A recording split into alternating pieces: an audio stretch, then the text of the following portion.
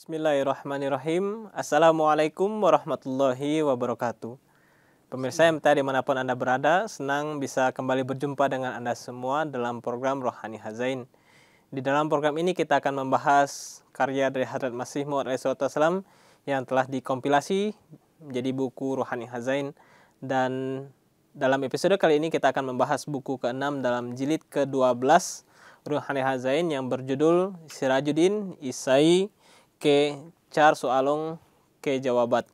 Artinya adalah jawaban-jawaban terhadap 4 persoalan yang dilontarkan oleh seorang Kristen yang bernama Sirajuddin. Dari 4 persoalan ini kita telah membahas satu di antaranya dalam episode sebelumnya. Dan kita insya Allah ta'ala dalam episode kali ini kita akan membahas 3 persoalan lainnya. Di studio telah hadir narasumber kita Bapak Maulana Atul Ghalib Yudi Hadiana. Mari kita sapa beliau terlebih dahulu dan kita mulai pembahasan kali ini. Baik, Assalamualaikum Bapak. Assalamualaikum. Bagaimana kabar Bapak hari ini? Tentunya sehat? Alhamdulillah sehat. Alhamdulillah sehat. Baik, pertanyaan pertama yang telah kita bahas dalam episode sebelumnya mengenai perbandingan misi ya, yang dibawa oleh Hadrat Isa, yang kemudian dibandingkan dengan Hadrat Rasulullah SAW, dan secara detail di buku ini telah diberikan penjelasan oleh Hadrat Masih Maud mengenai hal tersebut. Sekarang kita beranjak ke pertanyaan selanjutnya. Baik. Saya bisa meminta Bapak pertanyaan yang dilontarkan oleh Sirajuddin ini seperti apa dan bagaimana jawaban Hadrat Masih Maud. Baik. Bismillahirrahmanirrahim. Jadi pertanyaan yang kedua yang disampaikan oleh Tuan Sirajuddin ini terkait dengan tauhid ya.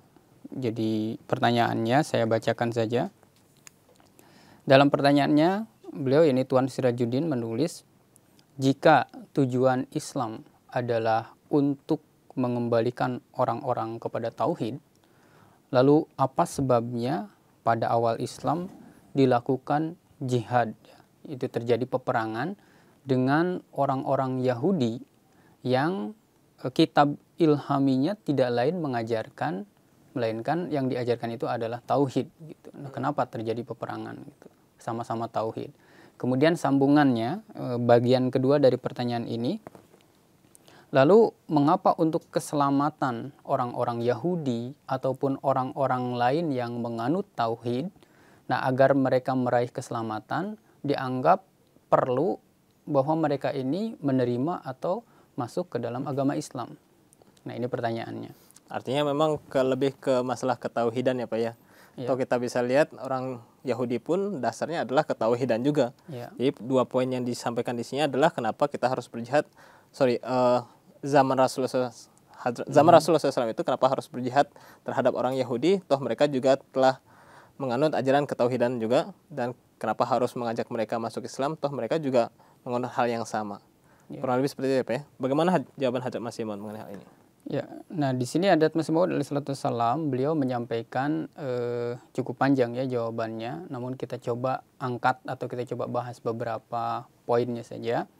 Jadi pada bagian pertama untuk menjawab pertanyaan ini, Hadrat Masih Maud beliau menyampaikan bahwa ketika Rasulullah SAW datang membawa ajaran tauhid yang dijelaskan di dalam kitab suci Al-Quran, maka pada saat itu kondisi ya orang-orang Yahudi itu telah ada dalam kerusakan. Jadi mereka ini sudah jauh dari petunjuk-petunjuk yang dijelaskan di dalam kitab mereka, yaitu Taurat. Lalu Hadrat Masih Maud menyebutkan bahwa memang benar bahwa di dalam Taurat itu diajarkan berkenaan dengan tauhid. Tetapi Hadrat Masih Maud menyampaikan bahwa mereka, yakni orang-orang Yahudi ini, tidak lagi mengambil faedah dari apa yang diajarkan di dalam Taurat tersebut. Nah, kemudian terkait dengan tauhid yang hakiki juga, Hadrat Masih Maud menyebutkan bahwa tauhid yang hakiki itu adalah meyakini wujud Tuhan dan mengakui keesaannya, lalu larut di dalam ketaatan dan meraih keridhaan Tuhan yang kamil atau Tuhan yang maha sempurna dan muhsin, lalu kemudian larut juga di dalam kecintaan kepadanya. Jadi inilah yang dimaksud dengan tauhid yang hakiki atau tauhid yang sejati. Nah, tauhid yang sejati ini Hadrat Masih Maud sampaikan secara amalan tidak lagi tersisa di kalangan orang-orang Yahudi saat itu. Beliau menyebutkan bahwa di mulut memang menyebut-nyebut tauhid, tetapi di dalam hati dipenuhi dengan berhala. Jadi adat tersebut menyebutkan bahwa ini kondisinya ya. Oleh karena itu maka kemudian Rasulullah SAW datang dengan Al-Quran mengajarkan tauhid dan membawa kembali kepada tauhid yang sebenarnya itu seperti apa. Kemudian Hadrat Masih Maud alaihissalam pun pada bagian berikutnya menyebutkan bahwa terkait dengan hati ya orang-orang Yahudi pada umumnya saat itu, Masih Maud menyebutkan bahwa memang di mulutnya mengakui tauhid tapi dalam hatinya banyak berhala. Dan Masih Maud kemudian mengenai berhala ini beliau menjelaskan bahwa berhala itu bukan sekedar yang dibuat dari emas, perak, batu, dibuat menjadi patung lalu kemudian disembah. Bukan hanya itu yang dinamakan berhala. Hadrat Masih Maud menyebutkan bahkan setiap ucapan, setiap perbuatan, jadi setiap ucapan, perbuatan yang diagung-agungkan gitu ya, berlebihan, padahal keagungan itu semata-mata hanya milik Allah Subhanahu wa taala, maka perkataan, perbuatan yang diagung-agungkan melebihi keagungan yang harusnya itu disematkan atau disampaikan kepada Tuhan, itu pun adalah berhala. Adat Masih Maud disampaikan dalam pandangan Tuhan. Nah, itu adalah berhala-berhala halus yang memang di dalam Taurat itu tidak diajarkan, tidak ada ajaran mengenai berhala-berhala halus tersebut. Adat Masih Maud menyebutkan mengenai tauhid yang halus tersebut tidak diajarkan. Akan tetapi di dalam Al-Quran itu dijelaskan dengan terperinci. Nah, maka untuk menjelaskan hal inilah, menyampaikan hal inilah, maka kemudian itu salah satu tujuan Al-Quran, yaitu menjelaskan secara terperinci ya terkait dengan tadi tauhid, berhala halus dan lain sebagainya. Nah, itu yang Adat Masih Maud kemudian sampaikan, di mana berhala-berhala itu sudah melekat ya di dalam hati bagaikan penyakit TBC, istilah Adat Masih Maud di sini menyebutkan seperti itu. Itu salah satu bagian yang Adat Masih Maud jelaskan pada awal ya buku ini. Nah, kemudian beliau pun menyinggung berkenaan dengan tauhid sejati itu terdiri dari 3 aspek ya, di mana tauhid itu bisa dikatakan sempurna ketika memenuhi ketiga aspek ini. Aspek yang pertama adalah tauhid dari segi zat gitu ya. Kemudian yang kedua adalah tauhid dari segi sifat. Kemudian yang ketiga adalah tauhid dari segi mahabbat atau kecintaan. Jadi yang dimaksud dengan tauhid dari segi zat adalah zat yang tidak ada zat lain, wujud lain gitu ya, yang dianggap sebagai Tuhan selain wujud Allah Subhanahu wa taala. Jadi Allah taala itu benar-benar esa, tidak ada sekutu dalam wujudnya. Tidak ada wujud lain yang dianggap sebagai Tuhan ya. Hanya satu, yaitu wujud Allah Subhanahu wa taala, zat Allah Subhanahu wa taala. Kemudian dari segi sifat, jadi sifat-sifat yang hanya untuk Tuhan itu tidak disematkan kepada wujud-wujud atau makhluk-makhluk yang lain. Kemudian dari segi mahabbat atau kecintaan, jadi tidak ada sosok atau wujud yang dicintai melebihi kecintaan kepada Tuhan. Jadi ketika tauhid ini meliputi atau ada di dalamnya 3 aspek ini, maka itu dapat dikatakan sebagai tauhid yang sempurna. Nah, Adat Masih Maud menyebutkan bahwa saat itu kondisinya di kalangan orang-orang Yahudi, tauhid yang harusnya mencakup ketiga aspek ini sudah kosong ya di dalam diri orang-orang Yahudi saat itu. Maka Rasulullah datang dengan membawa ajaran tauhid yang dijelaskan di dalam kitab suci Al-Quran. Oke, baik. Lalu bagaimana dengan pertanyaan selanjutnya yang dilontarkan oleh Tuan Sirajuddin? Apa pertanyaan yang beliau lontarkan? Ya, nah kemudian tadi kenapa kemudian katanya kalau memang sama-sama mengajarkan tauhid ya, kenapa terjadi peperangan atau umat Islam zaman Rasulullah SAW berjihad, kemudian terjadi peperangan dengan orang-orang Yahudi saat itu? Nah, ini bagian berikutnya ya dari pertanyaan tadi. Hadrat Masih Maud menjelaskan bahwa memang di dalam beberapa ayat Al-Quran ada ajaran atau taklim berkenaan dengan dibolehkannya berperang gitu. Nah, tetapi Hadrat Masih Maud menyebutkan bahwa peperangan yang dibolehkan di dalam beberapa ayat Al-Quran itu, peperangan itu tidak dimulai dari orang Islam. Jadi peperangan itu bukan Islam yang memulainya, melainkan para penganiaya, para penentang Islamlah yang melakukan tindakan-tindakan aniaya yang sudah melampaui batas. pada awalnya kan diperintahkan untuk bersabar, tapi ketika penganiayaan itu sudah melampaui batas, maka dibolehkanlah untuk berperang untuk membela diri. Nah, jadi termasuk di antara orang-orang Yahudi saat itu pun ada di antara mereka yang justru membantu memberikan dukungan kepada para penentang Islam untuk menganiaya Islam, menganiaya Rasulullah SAW, dan untuk memusnahkan ya ajaran Al-Quran ini. Nah, karena penganiayaan itu melampaui batas, maka dibolehkanlah peperangan dengan mereka, termasuk dengan orang-orang Yahudi tadi. Nah, tetapi harus digarisbawahi bahwa peperangan yang terjadi itu bukan untuk memaksakan agar orang-orang Yahudi ataupun para penentang Islam yang lainnya itu mengikuti ajaran tauhid yang diajarkan oleh Al-Quran ini. Bukan untuk memaksa, itu alasannya lain lagi, tapi karena penganiayaan yang dimulai oleh mereka sendiri, termasuk oleh orang-orang Yahudi ya. Oke, bagaimana dengan konsep keselamatan yang tadi disinggung oleh Hadrat Masih Maud? Ya.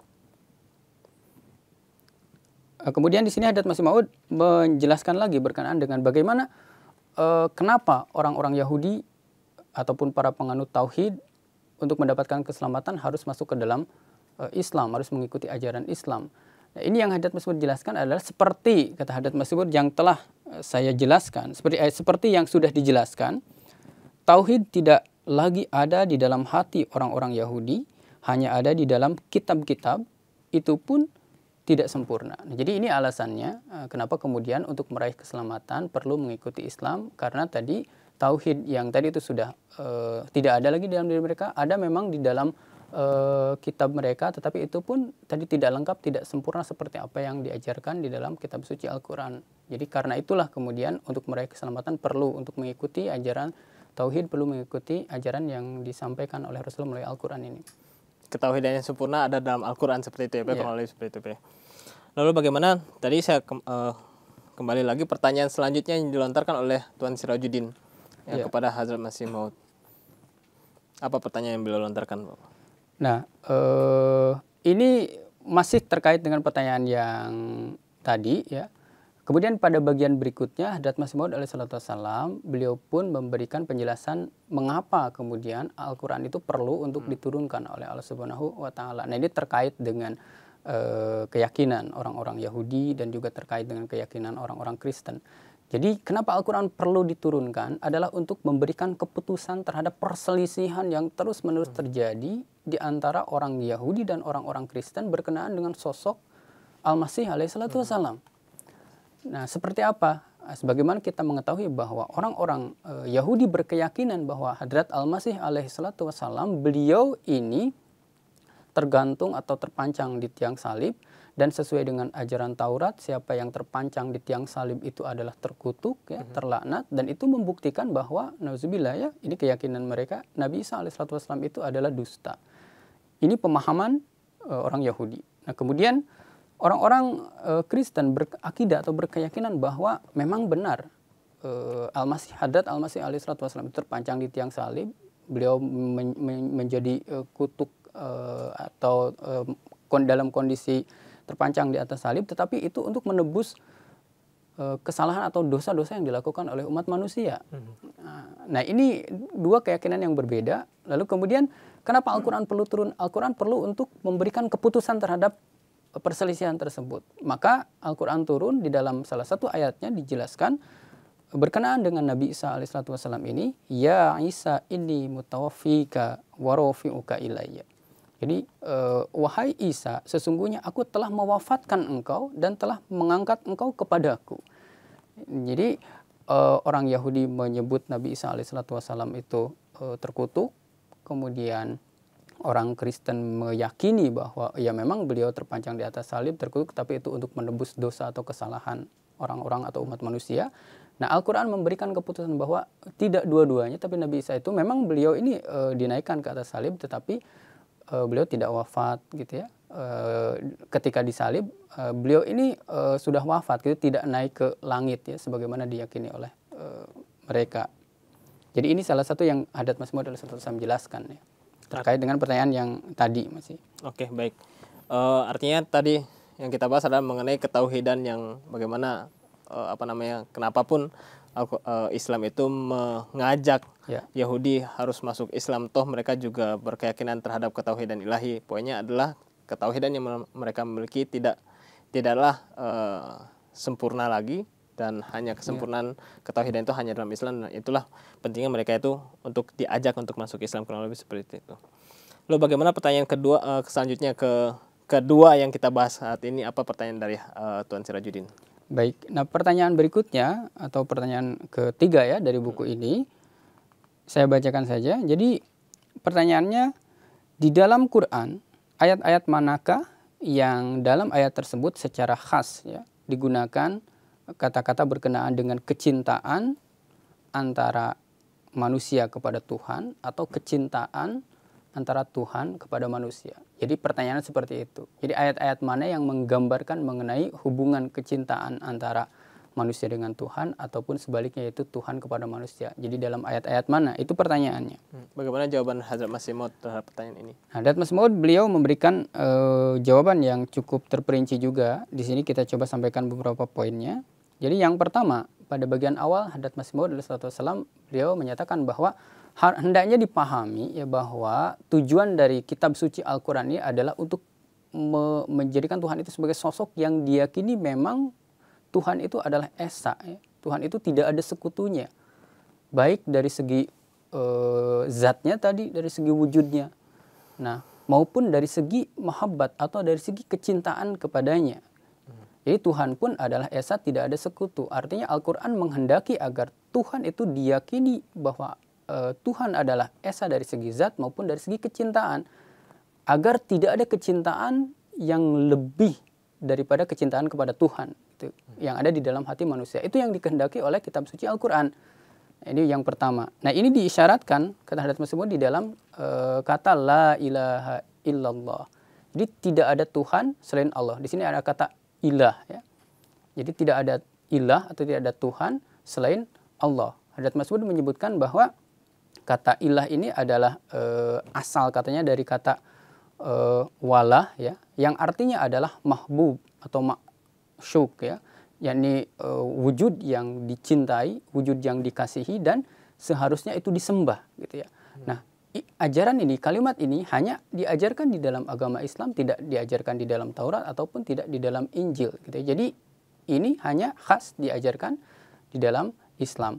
Dan kalimat la ilaha illallah Muhammadur Rasulullah ini juga dalam satu hari itu diucapkan dengan suara yang lantang melalui azan ya, yang ada di dalam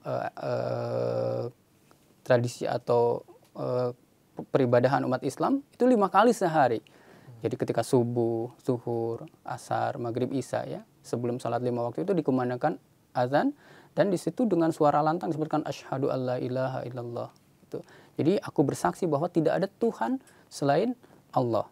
Nah jadi pemandangan ini tidak ada di tempat lain gitu ya, hal seperti, dan ini pun menggambarkan bahwa tadi kecintaan gitu ya. Nah kemudian poin berikutnya yang Hazrat Masih Maud sampaikan sebelum beliau menjelaskan mengenai ayat-ayat mana yang menggambarkan mengenai kecintaan antara manusia dengan Allah.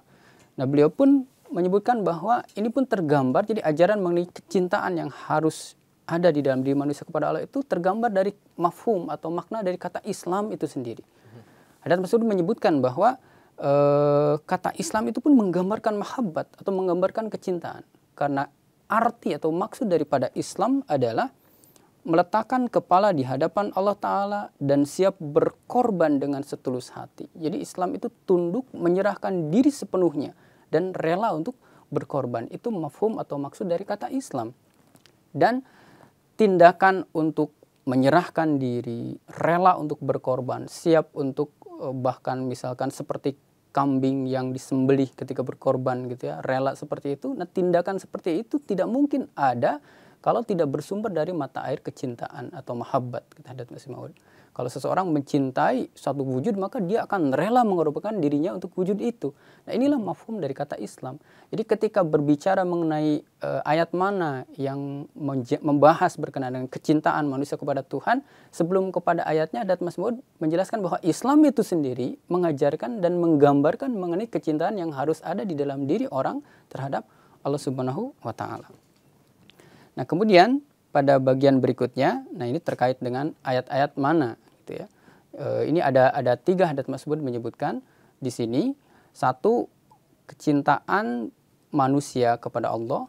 2, kecintaan Allah Ta'ala kepada manusia. 3, Al-Quran juga mengajarkan kecintaan antara sesama manusia gitu ya. Nah, hadat tersebut menyebutkan yang pertama mengenai bagaimana kecintaan manusia kepada Allah. Ayat-ayat mana sajakah yang menggambarkan itu di dalam Al-Quran? Ada beberapa contoh yang hadat tersebut kutip di sini ayat-ayatnya. Yang pertama, beliau mengutip dari Quran surah Al-Baqarah ayat 166. Allah Ta'ala berfirman, "Walladzina amanu asyaddu hubbal lillah." Dan orang-orang yang beriman lebih kuat kecintaannya kepada Allah. Gitu ya. Jadi ini yang diajarkan Al-Quran, bahwa orang-orang yang beriman itu memiliki kecintaan yang lebih besar, yang lebih kuat terhadap siapa? Yaitu terhadap Allah Subhanahu wa Ta'ala.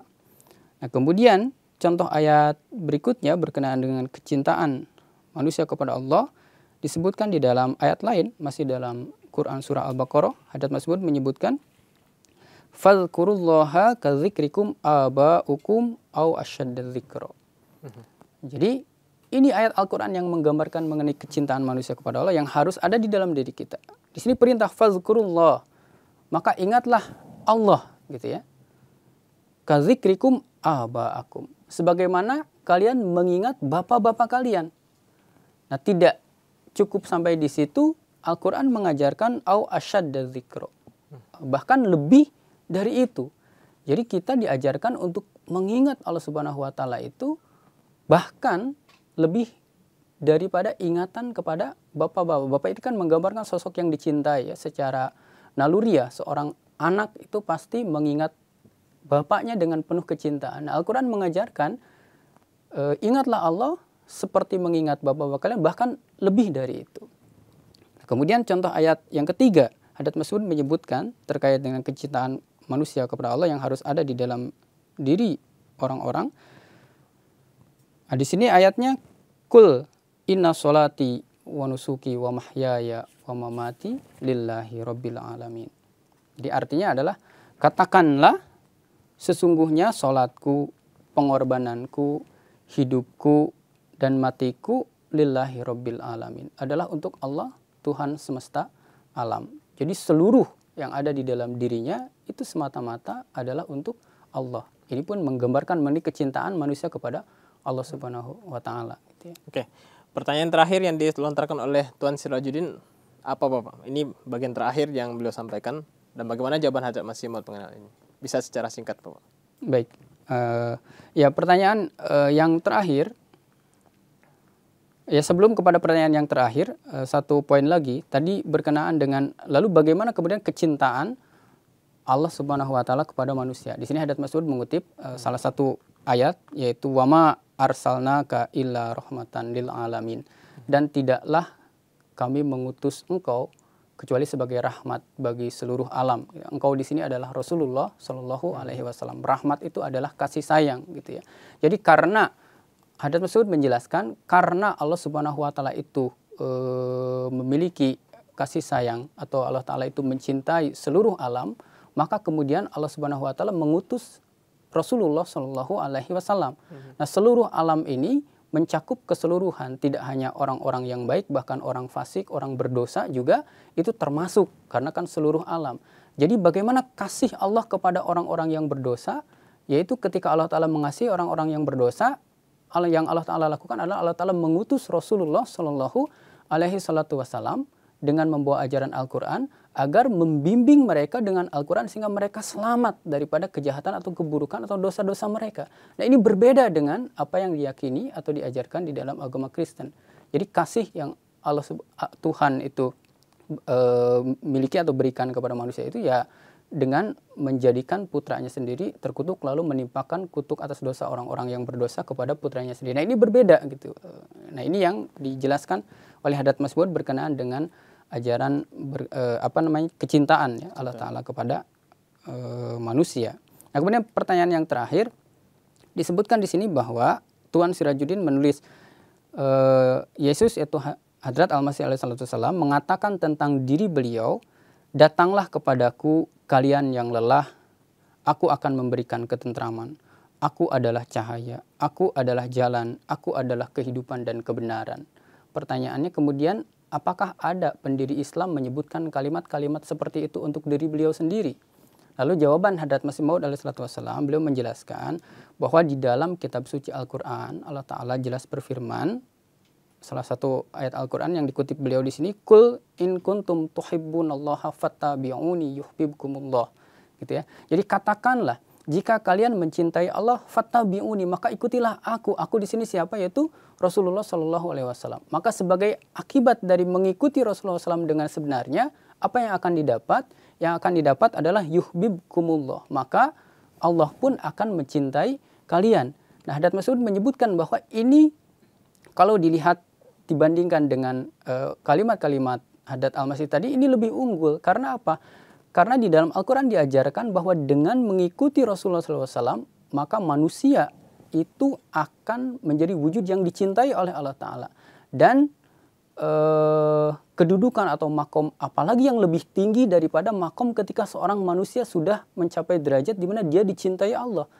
Dan menurut Al-Quran, kalau orang ingin dicintai Allah, maka harus seperti apa itu? Mengikuti aku di sini adalah Rasulullah SAW di sini. Jadi mengikuti Rasulullah SAW, maka dia akan mendapatkan derajat yang mulia, yaitu dicintai oleh Allah. Dan Hadrat Mas'ud pun menyebutkan bahwa oleh karena itu di dalam ayat yang lain pun Allah Subhanahu wa taala menyebut Rasulullah pun sebagai nur atau cahaya. Sebagaimana Allah Taala berfirman, "Qad ja'akum minallahi nurun." Sungguh telah datang kepada kalian dari Allah nurun, cahaya, yaitu Rasulullah SAW yang membawa cahaya Al-Quran. Allah Ta'ala. Yang ketiga adalah kemuliaan Hadrat Rasulullah SAW yang dengan mengikuti Rasulullah SAW itu, mengikuti jejaknya, mencintai Rasulullah SAW, kita pun akan mendapatkan kecintaan Allah Ta'ala. Ya. Itu 3 poin besar yang dibahas secara detail di dalam buku ini. Baik, jazakumullah Bapak terhadap paparannya. Mudah-mudahan sangat bermanfaat bagi kita semua, menambah wawasan kita. Amin. Jazakumullah. Baik, pemirsa MTA dimanapun Anda berada, demikianlah pembahasan kita mengenai buku ke-6 jilid ke-12 Rohani Hazain yang berjudul Sirajuddin Isai ke Char Soalong ke Jawabat. Jawaban terhadap 4 soal yang dilontarkan oleh Tuan Sirajuddin, seorang Kristen. Mudah-mudahan bisa sangat bermanfaat bagi kita semua. Saya Hafizur Rahman beserta kru yang bertugas mohon undur diri. Wabillahi taufiq wal hidayah. Assalamualaikum warahmatullahi wabarakatuh.